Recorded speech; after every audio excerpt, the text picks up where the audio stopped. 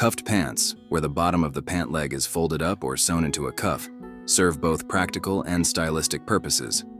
Practically, cuffs can add weight to the hem, helping the pants drape better and stay in place, especially with looser or wider fits like trousers or chinos. They also protect the fabric's edge from fraying and can keep the hem out of the way in wet or muddy conditions, originally a functional choice for workers or outdoorsmen. Stylistically, cuffs have become a fashion statement. They break up the line of the leg, drawing attention to the shoes and giving a casual, relaxed vibe.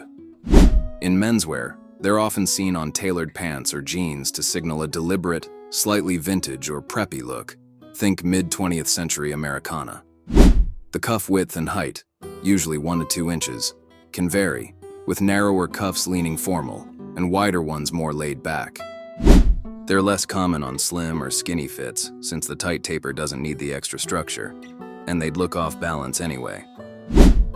The history of cuffed pants traces back to both practicality and evolving fashion, with roots stretching to the late 19th and early 20th centuries.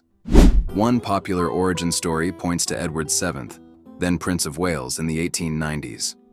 He reportedly started turning up the hems of his trousers during outdoor activities, like hunting or golf, to keep them from dragging in mud or wet grass. This was a time when men's clothing was shifting from rigid Victorian formality to more functional, sporty styles. Whether Edward VII truly kicked it off is debated, but the trend caught on among the British upper class, who often set sartorial standards. By the early 20th century, cuffs crossed the Atlantic and became a staple in American menswear, especially during the 1920s and 1930s.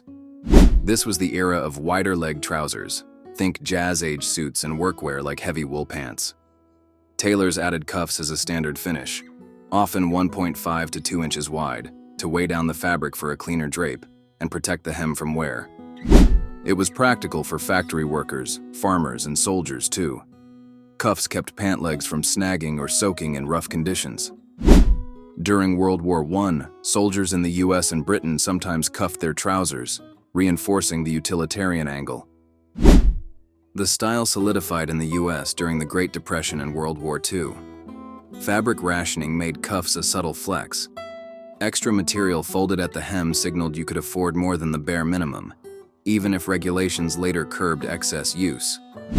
Post-war, in the 1950s, cuffed pants hit peak popularity with the rise of Ivy League and preppy fashion.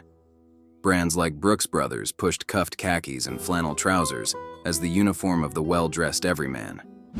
Hollywood helped too. Think Cary Grant or Humphrey Bogart in wide-leg cuffed suits, exuding effortless cool. Cuffs faded a bit in the 1960s and 70s with the shift to slim-fit pants and counterculture rejection of establishment looks. But they never died out.